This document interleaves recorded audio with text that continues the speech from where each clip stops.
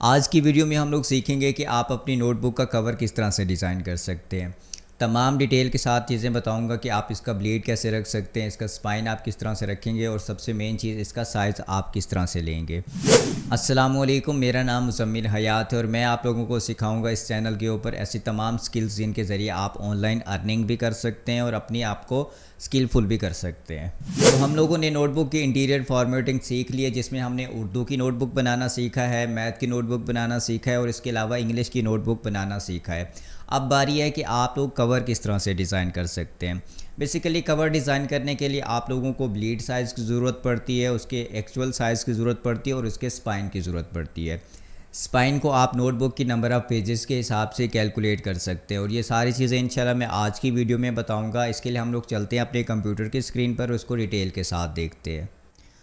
जी जनाब, हम लोग आ चुके हैं अपने कंप्यूटर की स्क्रीन पर और यहाँ मैंने एक टेम्पलेट ओपन किया हुआ है जो कि एडोब फोटोशॉप में मैंने ओपन किया है, ताकि आप लोगों को सबसे पहले किसी भी नोटबुक का साइज़ रखना बता दूं कि एग्जैक्ट साइज़ आप कैसे कैलकुलेट करते हैं।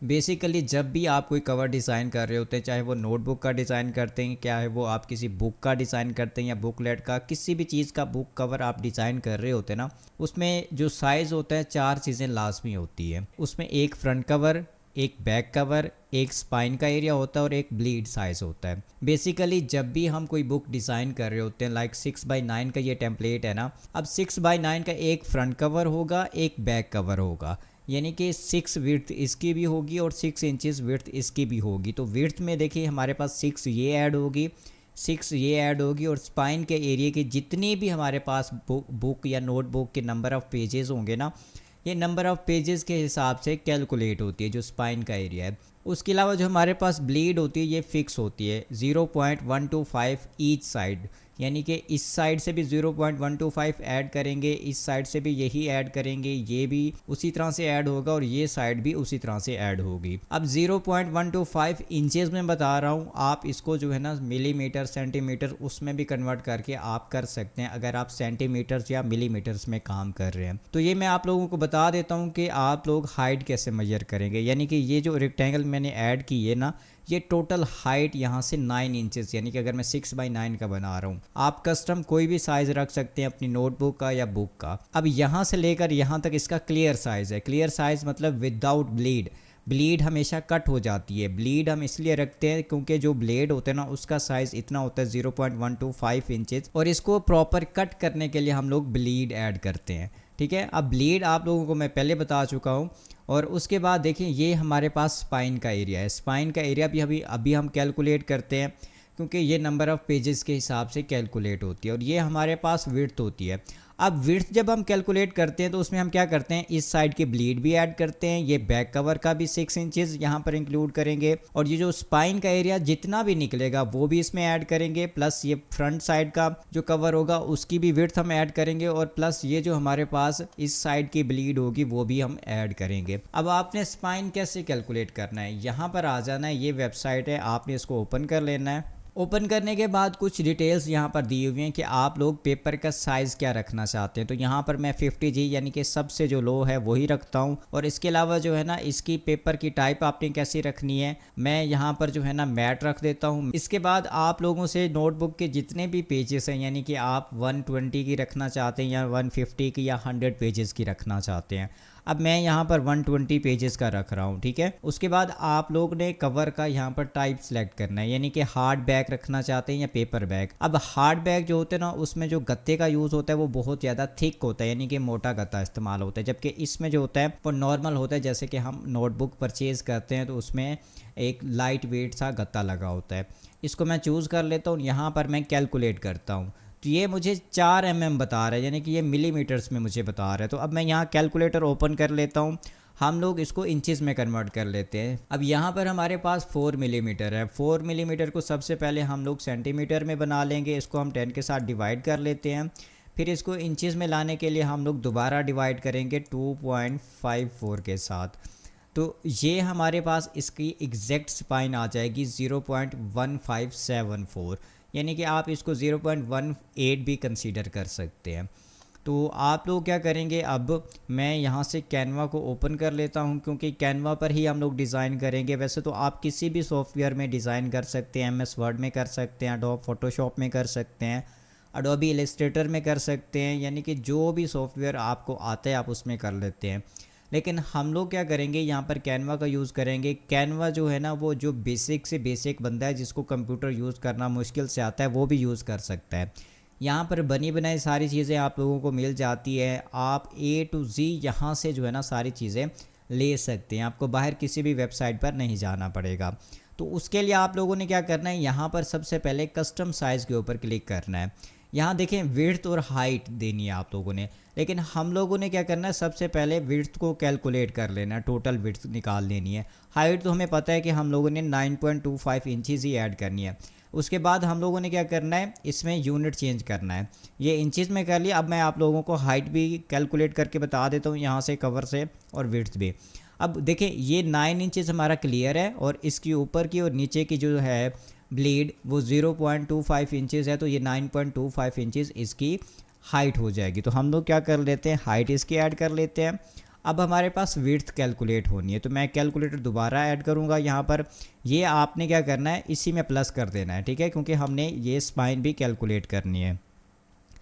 अब आपने देखना है कि ये हमारे पास फ्रंट कवर है, 6 ये ऐड होगा और 6 ये ऐड होगा, और प्लस 0.25 इंचज़ इस साइड की और इस साइड की ब्लीड ऐड होगी। तो हम लोग क्या कर लेते हैं, यहाँ पर प्लस 12.25 इंचज़ ये हम लोग इसमें ऐड कर लेते हैं। तो एग्जैक्ट साइज़ हमारा क्या निकला है, 12.407।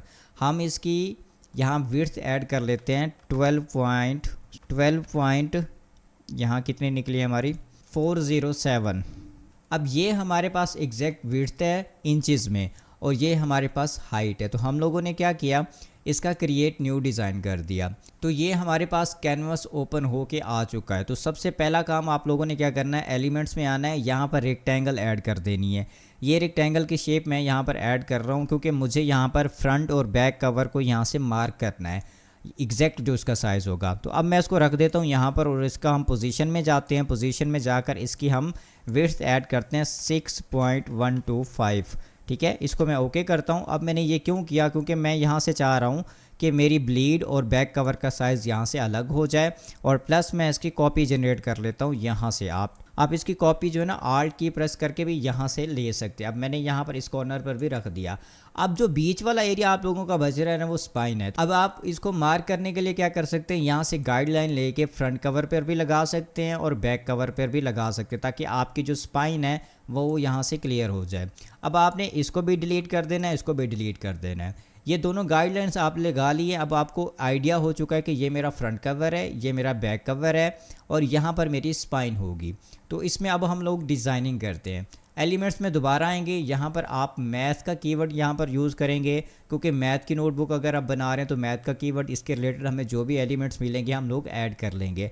आप लोगों को सारी एलिमेंट्स यहाँ से मिल जाएंगे, जो भी आप सर्च करना चाहोगे। इमेज है, इन्फोग्राफिक्स है, स्टिकर्स हैं, वीडियोज़ हैं, फ़ोटोज़ हैं, चार्ट्स हैं, टेबल्स हैं, ग्रिड्स हैं, जो भी आप लोगों को चाहिए आपको कैनवा के अंदर से मिल जाएगा। तो मैंने ये कीवर्ड पे लिखा, और यहाँ पर हम लोग फ़ोटोज़ में जाते हैं। मैं कुछ देख लेता हूँ कि मुझे अगर कोई अच्छा फ़ोटो मिल जाता है मैथ के रिलेटेड, तो मैं इसको ऐड कर लेता हूँ। हाँ, ये मुझे क्लीन लग रहा है थोड़ा सा। तो हम लोग क्या करते हैं, इसको Ctrl+Z कर लेते हैं और इसको यहाँ से उठाकर ऐसे एक्सट्रैक्ट करते हैं, ताकि ये डायरेक्टली हमारे बैकग्राउंड में ऐड हो जाए। तो ये डायरेक्टली हमारे बैकग्राउंड में ऐड हो चुका है, और अब ये एज ए बैकग्राउंड यूज़ हो रहा है, ठीक है। उसके बाद हम लोग क्या करते हैं, यहाँ पर मैंने कुछ टेक्स्ट लिखा हुआ है, इसको भी मैं कॉपी कर लेता हूँ और इसको भी मैं कॉपी कर लेता हूँ। यहाँ पर आपने सिलेक्ट दोनों को कर लेना है। ये देखें, शिफ्ट के साथ मैंने इसको कॉपी किया, और यहाँ पर आकर मैं इसको पेस्ट कर देता हूँ। सिर्फ मैं टाइम बचाने के लिए मैं क्या कर रहा हूँ, वहाँ से कॉपी पेस्ट कर रहा हूँ, ताकि हमारा जो है वीडियो का टाइम कम से कम यूज़ हो। अब आपने इसकी कॉपी जनरेट कर लेनी है। कॉपी जनरेट करने के लिए आप कीबोर्ड के ऊपर ऑल्ट की प्रेस करेंगे और इसको यहाँ पर ड्रैग करेंगे, लेकिन ये देखें ये ऊपर नीचे जा रहा है। तो इसके लिए आप लोग क्या करेंगे, शिफ्ट प्रेस करेंगे, तो ये इसके बराबर ही, इसकी अलाइनमेंट के बराबर ही कॉपी हो जाएगा। तो आप लोगों ने इसको यहाँ पर रख लेना है, ठीक है। अब उसके बाद हम लोगों ने क्या करना है, यहाँ पर एक एलिमेंट हम और भी ऐड कर सकते हैं। जैसे मैं अब यहाँ पर जो है ऑल पे जाता हूँ, ऑल पे जाने के बाद यहाँ मैं सी ऑल करता हूँ, और मुझे यहाँ से एक और चीज़, यानी कि ये वाला अच्छा लग रहा है, तो इसको पकड़ के मैं यहाँ पर लगा देता हूँ। इसका साइज़ मैं थोड़ा सा छोटा कर लेता हूँ। आई थिंक यहाँ पर ठीक है एग्जैक्टली। अब हम लोग क्या करते हैं, इसको सेंटर लाइन कर लेते हैं। सेंटर लाइन करने के लिए इसकी भी कॉपी हम जनरेट कर लेते हैं सेम उसी मेथड के साथ। मैं पहले ऑल्ट प्रेस कर रहा हूँ और उसके बाद मैं क्या कर रहा हूँ, शिफ्ट प्रेस कर रहा हूँ। ये मैंने कॉपी जनरेट कर ली। इसके बाद आप लोग देख सकते हैं कि ये वाला टेक्स्ट जो है ना वो ज़्यादा क्लियर नहीं है, तो हम लोग क्या करते हैं, इसके पीछे एक वाइट कलर की रेक्टेंगल ऐड कर लेते हैं। इस कीवर्ड को मैं यहाँ से ख़त्म करता हूँ, तो मेरे पास ये रेक्टेंगल की शेप है और इसको मैं ऐड करता हूँ।